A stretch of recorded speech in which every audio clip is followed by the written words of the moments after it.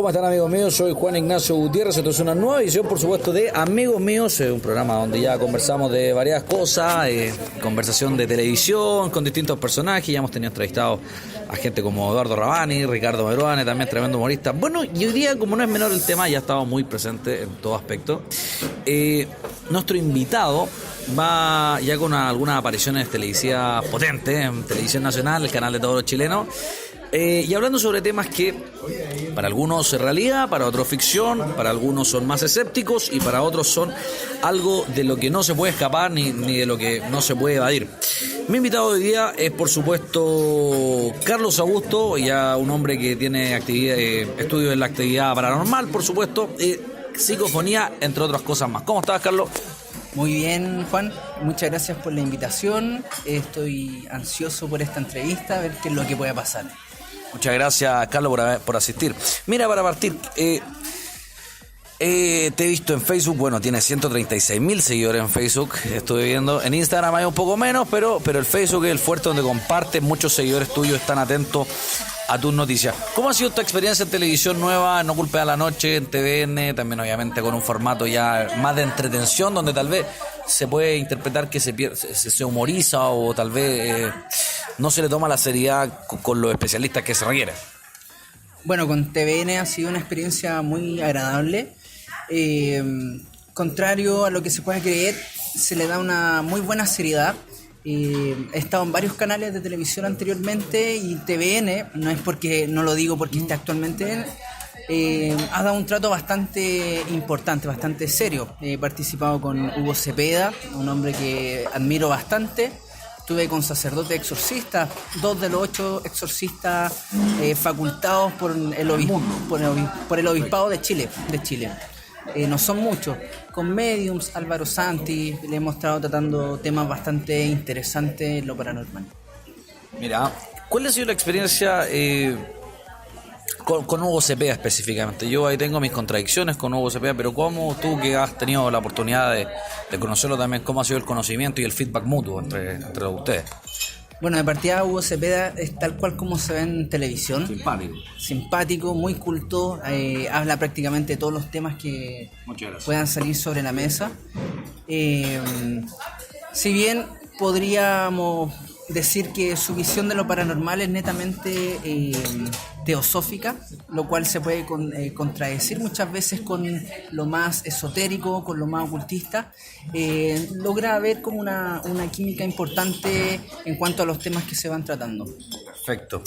Oye, Carlos, ¿dónde nace esto, tu amor por este tema? Porque yo hasta donde entiendo, tú anteriormente habías trabajado de corredor de propiedades, 3 años. Entonces, es raro ver un hombre que corredor de propiedades tiene las características de vender, de los números, todo esto, pero pasar a esto de la psicofonía y la actividad paranormal. ¿Dónde está el punto de quiebra, el punto de bisagra? Lo que pasa es que desde muy niño me gustaba el tema paranormal. Siempre digo que no me portaba muy bien, entonces lo clásico que me hacían era asustarme con La Llorona, el viejo el saco, y en vez de asustarme, me interesaba por estos temas, quiénes eran, de dónde venía, por qué se producía un fenómeno paranormal, qué es lo que era un fantasma. Y a medida que iba creciendo me iba haciendo más partícipe de esto, me iba metiendo más hacia lo interior de la temática. ¿Cuál fue el punto ese que porque tú me dices, ya desde pequeño se me estaba como, llámese así, esta raíz, pero en qué minuto nace esta flor ya por el amor a esto? ¿Hay un quiebre, alguna anécdota? Bueno, hace 5 años atrás me piden un caso de ir a investigar, participar de un grupo de ocultismo en Facebook. Me piden un caso. De manera más amateur también. Sí, ya. Me negué, me costó aceptarlo, pero fue tanto lo que me insistieron que fui con un amigo que era compañero de la enseñanza media, que nos habíamos reencontrado, y curiosamente él estaba ligado a todo el tema de sacar brujería, del ocultismo, lo esotérico. Entonces unimos fuerza, por así decirlo, formamos un equipo y comenzamos a investigar. Primero fue como hobby, luego tuvimos buenos resultados, nos fueron pidiendo cada vez más casos, me empezó a gustar, empecé a adquirir los instrumentos y transformé Algo que transformé era un esto, sí, en mi trabajo. una profesión. Sí, costó bastante, pero hoy en día veo los resultados. ¿Qué pasa cuando hay gente que se quiere? Porque me imagino que tú vas a alguna fiesta y dicen, oye, él se dedica a esto. Me imagino que más de alguno te quiere como tirar un chiste, como, los fantasmas y esto y el alma, me penearon, no sé. ¿Cómo lo tomas eso cuando vienen las bromas con humor? ¿También te molesta un poco, tal vez? No, lo tomo como con humor. Si estamos, por ejemplo, en una fiesta, no tendría por qué molestarme. Ahora, si estamos en una sesión, en una casa investigando y hay un miembro de la familia que es más escéptico y tira alguna talla, por supuesto ahí no me lo tomo con humor, sino que con más... Es tu trabajo también. Exacto. Bueno, viene este quiebre, este corredor de propiedad llamado Carlos Martín en ese minuto, ¿cierto? Si no me equivoco, viene este quiebre, ahora Carlos Augusto, también tu nombre también de profesión, te presentas así también en todos lados. Sí, es una anécdota bastante interesante. A ver, ¿pero por qué? Porque comencé el año 2013, ¿Ya? Se me dio por cambiarme el nombre en Facebook. Y comenzaron a conocerme así. Empecé con lo paranormal y nunca más me pude... Carlos Augusto. Nunca más me pude desligar Sí, del Augusto. Noté que en TVN te presentaban por Carlos Martín y como que no gustaba mucho como Carlos Augusto. En varios medios de comunicación me han presentado por mi apellido. Ya. Sí. Mira, seguimos conversando con Carlos Augusto. Carlos Augusto, para las que los están sintonizando, por supuesto, están colocando esta parte en Spotify. Él es una persona que estudia actividad paranormal, por supuesto, hace sesiones, se dedica a la psicofonía, entre otros temas más. Muy interesante porque yo conversé con Carlos esto anteriormente, pero él sabe que yo soy escéptico de esta materia, pero también estoy abierto a aprender. ¿Cuál es el caso en tu carrera que más te marca o que más te le cayó la teja, dirían los del campo? ¿Cuál fue el caso que tú dijiste, wow, o sea, de verdad esto no... Yo pensé que era un hobby tal vez o es mucho más profundo de lo que yo creo que es? Mira, hay 3 casos particulares que me han marcado. El primero fue en mi casa, de una niña que se manifestaba desde el año 2000, principios del año 2000, la cual se manifestaba como una niña, pero a medida que yo iba creciendo, se iba mostrando de acuerdo a la edad que yo iba presentando. Hasta ahí todo bien, se manifestaba 1 o 2 veces al año, se veía generalmente en el pasillo de la casa. El problema está cuando empecé a llevar polola a la casa. Cada vez que llevaba polola se sentían mal, se descompensaban, se sangraban de nariz, se desmayaban, les daba alergia, decían que se les sentaba en la cama. Es como que la rechazaba. Y Esta niña que tú dices que aparece. Sí. Y otra de las curiosidades es que en mi casa es un barrio bastante tranquilo, pero en la cuadra donde vivo tiene la mala racha de haberse metido a robar a todas las casas. Perfecto. Excepto a la mía. Nunca se han metido a robar, es como que se saltan y pasan a la de los vecinos. Ese caso me marcó porque me empezó a interesar mucho más lo paranormal. Hay otro... ¿Esa niña todavía está en la casa? ¿Aparece? Todavía está, pero con menos frecuencia. Ya. De hecho, aquí... muchas veces cuando se dejaba manifestar y la echaba de menos, comenzaba a buscarla en fotografía. Empezaba a hacer barrido fotográfico. ¿Ya? Y ¿De dónde? ¿Dónde estaban las fotos? En los rincones de mi casa la sacaba y la guardé como de manera personal. O sea, tú tienes imágenes de ella. Tengo imágenes de desaparición. Otro de los casos que me marcó, uno de los más recientes, fue a principios de este año, en el sexto femicidio que hubo en Chile. ¿Ya? En las finales de enero, de esta joven que lanzan del piso 23. Sí. ¿Tuviste tú la oportunidad de estar? Tuve la oportunidad de contactar, de hacer sesiones con la familia, con la abogada del caso y sus amigos. Mira, ¿y cómo fue esa experiencia tanto para ti como para la familia? Fue bastante extraña, me conmovió bastante porque esta niña, un mes antes de que falleciera, comienza a seguir mi trabajo. Le daba me gusta y compartía mis cosas, y la última vez que le dio like fue 2 días antes de su fallecimiento. Nunca hablamos, pero tú la conocías a ella. Solamente por mi página. Ella fallece y fue la primera vez que pudimos como entablar una conversación por medio de psicofonía después de fallecer. Ni siquiera lo hizo cuando ella estaba viva. Así que fue bastante conmovedor. ¿Y cómo se contacta la familia contigo por Facebook? ¿Sabían que tenía ella ese interés por ti o por tu trabajo? ¿O porque tú apareciste en el camino de la familia? ¿Cómo fue eso? Por medio de una amiga de esta niña que fallece. Perfecto. Sí. Ahí estábamos teniendo unos trabajos juntos, tocó desgraciadamente esta esta tragedia y empezamos a tomar carta en el asunto. ¿Cómo es eso? Porque me imagino que mucha gente querrá tener tal vez alguna conexión con un fallecido muerto. Sí. Pero sucede que mucha gente no lo hace por miedo, o no lo hace por incredulidad, o no lo hace porque no se atreve. Muchas razones. ¿Cómo tú convences o cómo tú plantearías eso para que se atrevan y crucen esa barrera de decir, ¿sabe qué? Esto no es tan extraño como usted cree, o esto es real como usted tal vez no lo cree? De partida, la gente empieza a creer cuando le sucede algo. Sí, eso muchas personas dicen nunca he sentido nada, por lo tanto nunca he creído en lo paranormal porque no he visto ninguna presencia. Yo tampoco percibo absolutamente nada. Si no tengo mi instrumento a mano, probablemente tengo una entidad al lado y no me voy a dar cuenta, a diferencia de un psíquico, de un medium. Pero si se hace de la manera adecuada, no debería haber problemas, sobre todo si es la persona fallecida la que quiere emitir como algún mensaje. Ahora bien, cuesta dar el primer paso porque muchas personas tienen una creencia religiosa que dicen, no creo en fantasmas porque son entidades de bajo espectro, del bajo astral, o entidades demoníacas para los más cristianos, que se hacen pasar por alguna mamá fallecida, algún hermano. Eso muchas veces ocurre, pero hay distintas maneras de poder identificar cuando es genuina la presencia que se está manifestando o bien un engaño de alguna entidad que se quiere pasar por lista. Ahí tú, ¿cómo logras descubrir o cómo logras coincidir en decir, mira, esta persona es? Porque claro, tú me acabas de decir que puede ser una entidad que está falseando tal vez a una persona real. ¿Cómo pueden detectar que es realmente una persona que se quiere comunicar y no un ente demoníaco? Por las sensaciones. Por ejemplo, si en una casa dicen que se manifiesta un niño y al ver a este niño la persona siente miedo. Pero eso de manifestarse es ver. Manifestarse es ver, escuchar o algún movimiento. Y esta presencia del niño les produce terror a los que están observando el fenómeno, probablemente no se trate de un niño. Lo mismo ocurre cuando dicen ver al papá fallecido, a un hijo fallecido, pero esta presencia les genera miedo.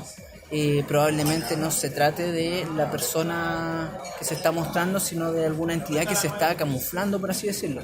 Pero una de las maneras más comunes es el lenguaje. Cuando se captan psicofonía y los modismos de la persona, el tono de voz, la manera de hablar coincide con la persona fallecida, lo más probable es que sí se trate de la persona que partió de esta vida, que se está tratando de comunicar. ¿Por qué? Porque las entidades del bajo astral o más malignas, por así decirlo, pueden imitar una forma, las características, pero en cuanto al lenguaje se quedan bastante pobres. Siempre caen como en insultos, en lenguajes que no coinciden con la persona fallecida. Muy parecida al exorcismo. Exactamente. Lo mismo que ocurre con los exorcismos.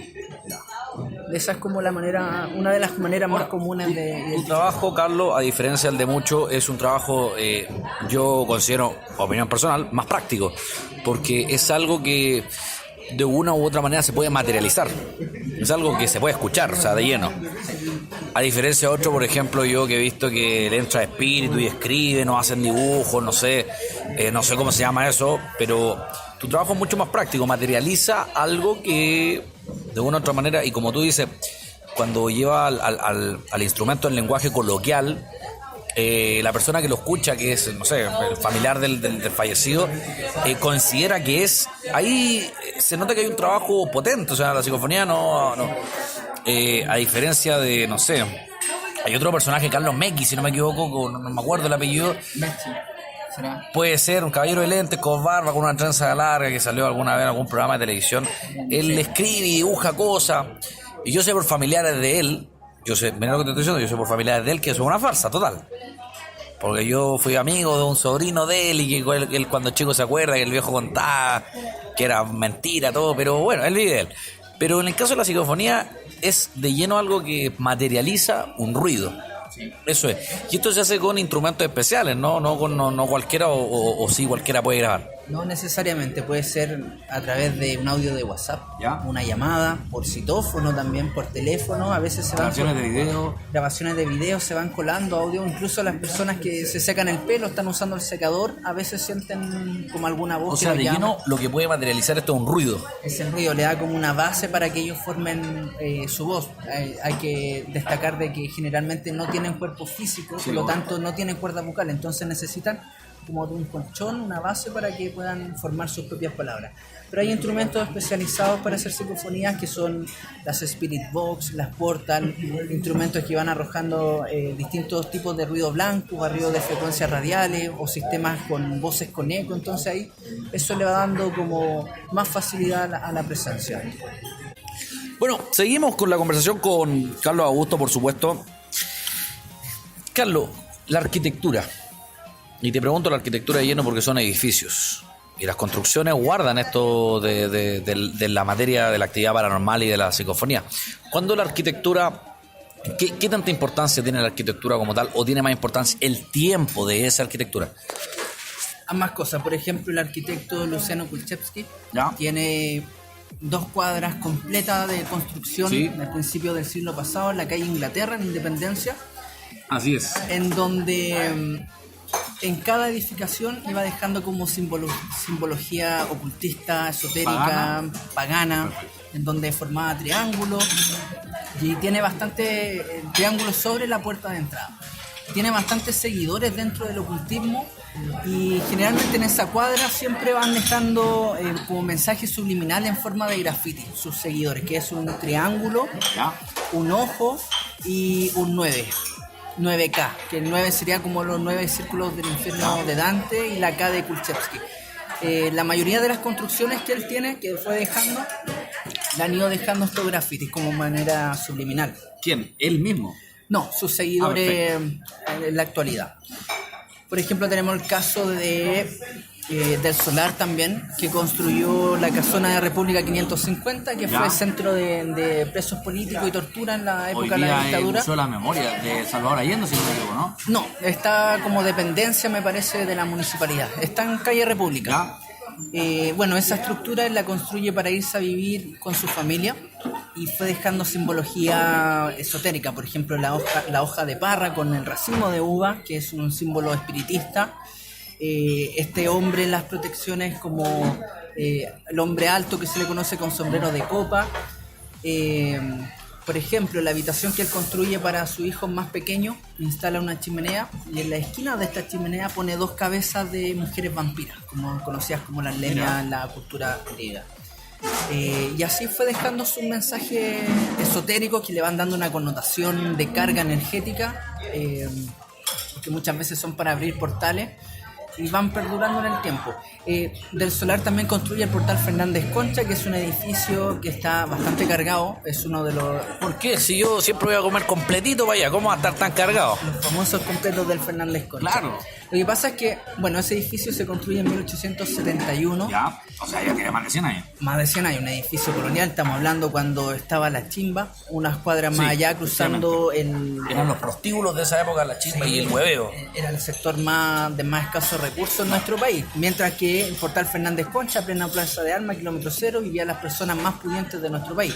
Estamos hablando de un contexto en Chile en donde había tifus, había cólera, luego venían Pobreza a niveles extremos. nuevos brotes de tuberculosis, no había agua potable, casi no había alimentación, no habían recursos. Por lo tanto, muchas personas fallecían del tifus, del cólera. El ex hospital San José estaba en su máximo apogeo. Y ahí se va generando toda una carga energética en el portal Fernández Concha. Eso, si le sumamos que la antigua estructura del terreno del portal Fernández Concha era el portal Sierra Bella, que se construyó en 1680 aproximadamente, hoy día no existe, solamente está parte de la estructura que son los portales que se ven en la fachada. El portal Sierra Bella se consumió por completo en un incendio. Si bien o sea, todo lo que, perdón que te interrumpa, pero todo lo que es el edificio hoy día actual donde están las completerías y donde está al frente son los restaurantes y ahí está un hotel, si no me equivoco, yo salía con una extranjera que vivía ahí y hay un hotel gigante arriba. Está en el, lleno de pisos, en el sexto piso, me parece, está el hostal La Plaza, sí, donde van varios extranjeros y muchos de ellos con una nave, parece. no, muchos de ellos atraídos por las leyendas del edificio, porque es considerado uno de los lugares más embrujados a nivel nacional. ¿Pero todo eso parte o eso es parte del Sierra Bello, del Fernández Concha? No, es parte del Portal Fernández Concha. En los años 20, en el segundo piso, estuvo el Hotel Inglés, estuvo el Hotel Francés también. El hotel del segundo piso en los años 20 fue el primer hotel donde estuvo la electricidad a nivel nacional. Fue el primer lugar con electricidad, con cableado eléctrico en Chile. O sea, tiene su historia también ahí. Tiene su historia. Eso de tener historia también aporta a que sucedan cosas por las que tú estudias, ¿no? Sí, bueno, tiene varias leyendas, muchas historias de duendes, muchas historias de este hombre con sombrero de copa que se manifiesta. Tiene también historia, bueno, el Portal Fernández Concha tiene un subterráneo gigante en donde uno de los accesos, porque son varios pasillos este subterráneo, uno de los pasillos tiene un acceso a lo que habría sido los túneles jesuitas, que eran en siglo II, con bastante antigüedad, que dan vida a la leyenda de los túneles jesuitas que cubren toda la ciudad de Santiago bajo tierra. ¿Tú has tenido acceso a ello? He tenido acceso a los túneles del Portal Fernández Concha y a la entrada de estos túneles jesuitas, pero no se puede seguir avanzando porque están con derrumbe, están cerrados, pero se ve la puerta y si uno la abre, en Plaza de Armas. En plena Plaza de Armas. Ya. Ahora bien, hay varias historias de suicidio. Tristemente tiene récord de suicidio el edificio, en donde anualmente ocurren como 5 suicidios. Yo pensé que el mayor suicidio de la TVN después de los despidos, pero van hasta el último piso, hasta el séptimo, y se tiran hacia abajo. De hecho, desde el Fernández para abajo. Eso ya hoy día no sucede. Sigue pasando de vez en cuando. Bueno, también hay departamentos clausurados que hoy funcionan como bodegas. Los dejaron de arrendar porque cada vez que llegaban arrendatarios nuevos terminaban quitándose la vida en el interior. Entonces, por una suerte de superstición que está inmersa en todo el edificio, dejaron de arrendar dichos departamentos. Oye, un paréntesis, yo tengo un amigo que vive en Manquehue con los militares, mi gran amigo Panchito Ventura, y en el edificio él hay un piso 13. Ya. Ahora se me acaba de ocurrir esa pregunta porque hay 12 y 14 en el ascensor y tanto en los pisos. Y no hay 13. Y pasa eso repetitivamente con gran parte de los edificios de Santiago.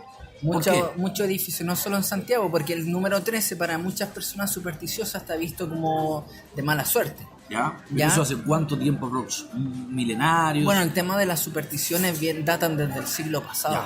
Sí, estamos en un país bastante supersticioso. Hoy en día eso se ha ido perdiendo, pero antiguamente era netamente muy supersticioso en nuestro país.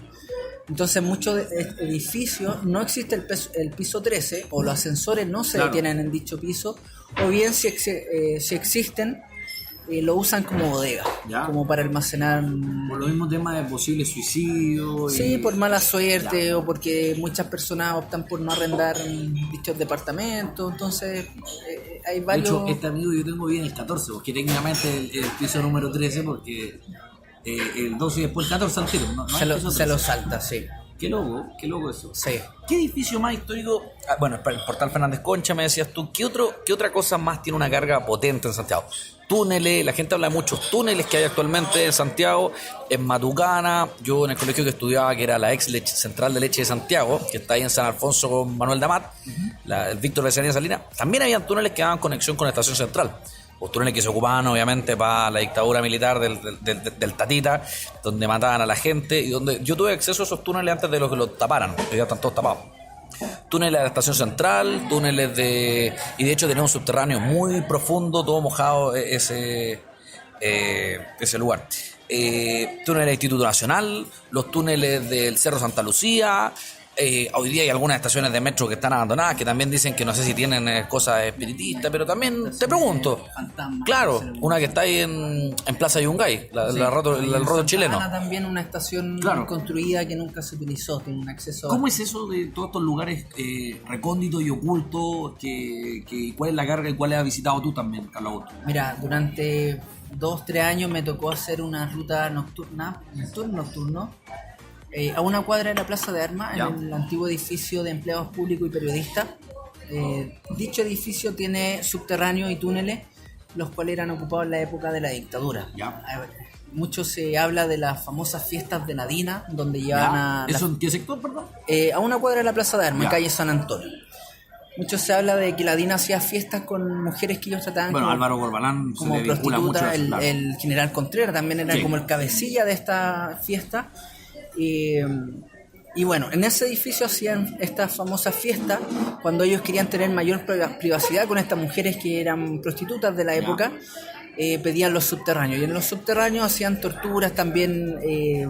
Dentro de los libros históricos del edificio quedó anotado como memoria de que llevaban detenidos, los llevaban al Esos túneles subterráneo. que tú hablas son los que están en San Antonio, que hoy día son el cine, ¿puede ser? ¿Cine Hobbits? Están cerca del cine. Ya. Bueno, el cine Hoyts está ¿Es cerca. un subterráneo? Sí, el cine Hoyts está detrás de la iglesia de San Agustín. Sí, Sí. exacto. Bueno, la iglesia de San Agustín también tenía túneles que conectaba con el edificio del frente, que es el de Estado con Agustina, donde Catarina de los Ríos y Lisperger tenía Ya. sus caballerizas, la Quintrala.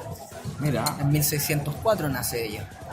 mira. Sí. O sea, el centro de Santiago tiene una particularidad bien profunda con... Bueno, también en las primeras construcciones de la ciudad, obviamente, tiene una carga muy potente.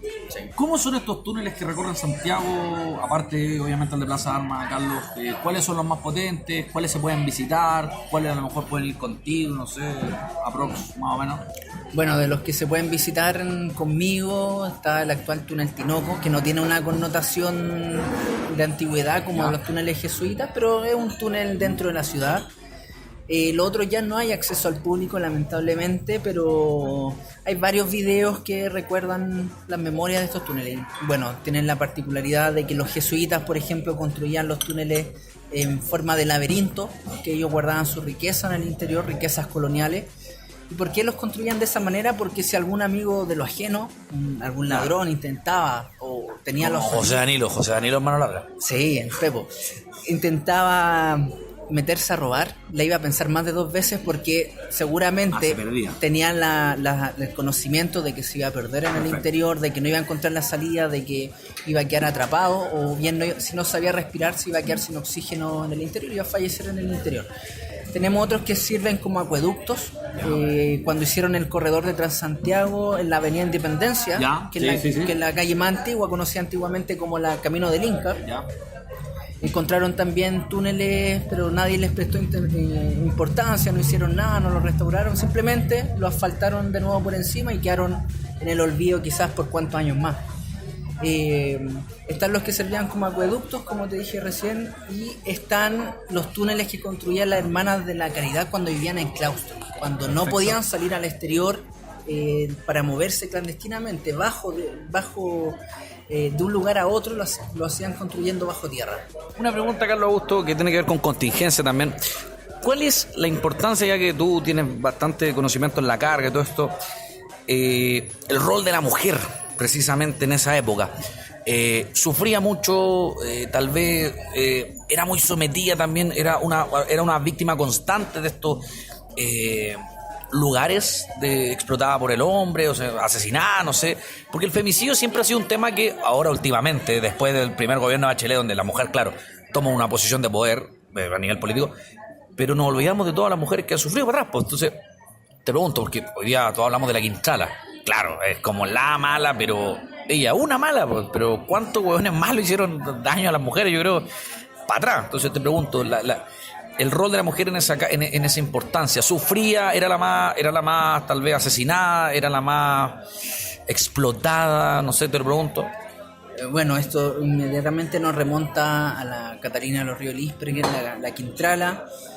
Nos remonta también a las brujas de Salem en Estados Unidos, donde eran torturadas, eran asesinadas. Y es que ellas intentaban demostrar un poco más de sabiduría, que el hombre se le acusaba de hechicera, de hacer pactos con el diablo. Bueno, entonces, la misma Inquisición también. la misma Inquisición, que ocurría prácticamente lo mismo, o con antiguas mediums también, pero fueron bastante problemáticas las situaciones con el tema de la mujer. ¿Por qué? Porque las terminaban asesinando en la misma Plaza de Armas. Se habla que en uno de los extremos, en la época del Portal Sierra Bella, en la misma época de Catarina de los Ríos Lisperger, en uno de los extremos había una tarima en donde iban a ser condenados todas las personas que iban en contra de la religión, los que eran acusados de brujería, los que iban en contra de lo político, lo ético, lo moral. y contra las personas que tenían el poder. terminaban siendo asesinados. Y para los chilenos de la época era un verdadero festín ver cómo a alguien lo quemaban o lo ahorcaban. La Quintrala, por ejemplo, hasta el día de hoy se habla de ella como una persona que fue asesina, Sí. que hizo pacto con el diablo, Sí. que hacía brujería, se le conoce como la primera bruja reconocida en nuestro país. ¿Es tan así el tema? 50 y 50. Ya. Hay mito y realidad. Cuando uno tiene acceso a los testamentos que dejó Catalina de los Ríos y Lisperger, uno dice ya, algo de cierto hay, porque ella ¿Qué dicen esos testamentos? deja pagada más de 1000 misas en la iglesia San Agustín, encomienda su alma a todas las religiones que quisieran como apiadarse de alguna ella. puerta tenía que abrirle Jesús para recibirla, ¿no? Exacto. De hecho, la condena que le llega a ella fue 30 años después de fallecer. Recién ahí la condenan porque era tanto su poder adquisitivo, social o religioso, que pudo evadir la justicia Igual que hasta algunos hasta el día de hasta hoy en 30 Chile. años después de morir. Ahora bien, la parte que podríamos hablar de que fue estigmatizada fue a través del libro de Benjamín Vicuña Maquena, que escribe, Ex intendente de Santiago. sí, historiador también, que escribe sobre Catalina de los Ríos y su familia. Entonces ahí él, bajo una mirada machista para la época, la deja estigmatizada como que hacía Como brujería, bruja, exacto, como mala. y todo esto porque ella era una mujer empoderada, porque Con decisión. con decisión, porque tenía mucho más recursos que los propios hombres de la época. Entonces tenía tierras, tenía esclavos, entonces ella hacía prácticamente lo que quisiera, algo que era totalmente imposible para una mujer toda en una la pelea época. de poder política, económica, con Exacto. respecto a la estigmatización de... Pero también hacía maldades, o sea... Sí, También hacía sufrir gente, imagino. de que algo hacía, Ya. hacía. Ahora no sé si en totalidad cómo se le conoce a ella, pero de que algo hacía, algo Perfecto. hacía. Al Oye. menos lo que deja entrever en su testamento. ¿Y qué pasa con el tema también? Un tema que te tiene muy a ti candente y te tiene muy interesado y te tiene muy también a la palestra, tanto es las posesiones. Sí. Hay gente que encuentra que es falso, otros que creen que es show, que es tongo, otros que creen que es una realidad, ojos cerrados. Y esto de los shows y los tongos lo digo porque hay mucha gente que ya no cree en nada en la Iglesia Católica. O sea, especialmente por ese tema ya le tiene fobia a las posesiones, a todo lo que tenga que ver con católicos. ¿Es tan así? ¿La gente puede entrarle a un demonio? ¿Qué tanto tiene realidad con la famosa película del exorcismo también? ¿Hay realidad, hay mito? Porque esa película obviamente sirvió para ver un punto de vista con respecto a las posesiones. ¿Cómo es ese tema? Bueno, la película del exorcismo, si bien es netamente ficción, cumple varios, en comparación a la película El exorcismo de Emily Rose, que fue un exorcismo documentado. Claro. Cumple, Sí, de hecho ese video está claro. sí, cumple varios factores que sí ocurren cuando se trata de una posesión real, que estamos hablando de la transfiguración, que es cuando se le cambia el rostro a la persona que está posesa, O sea, ¿realmente es un recambio físico una persona que tiene posesión? cuando se trata de una posesión real. Ya. El cambio de voz, la xenoglosía, que es cuando hablan otra lengua, otro idioma, muchas veces lenguas muertas que Sí. ya no se dominan. La levitación también, el sansonismo que se le llama, que es cuando tiene una fuerza desmedida que entre 10 adultos no la Ya. pueden afirmar, o el contorsionismo, que es cuando se empiezan a doblar, O empiezan sea, a eso torcerse. realmente sucede. Sucede, pero solamente, insisto, en los casos reales de posesión. Ahora bien, siempre hay una mirada científica. Por ejemplo, el caso de Carmen Marín a mediados de 1800, Ya. 1850, que es como más o menos el año que viene su exorcismo. Si bien habían pruebas que acreditaban que era una posesión real, siempre estaban las pruebas científicas también. ¿En qué sentido? Por ejemplo, a Carmen Marín la encerraban en una habitación con candados, con cadena, aparecía en otra, cambiaba de voz.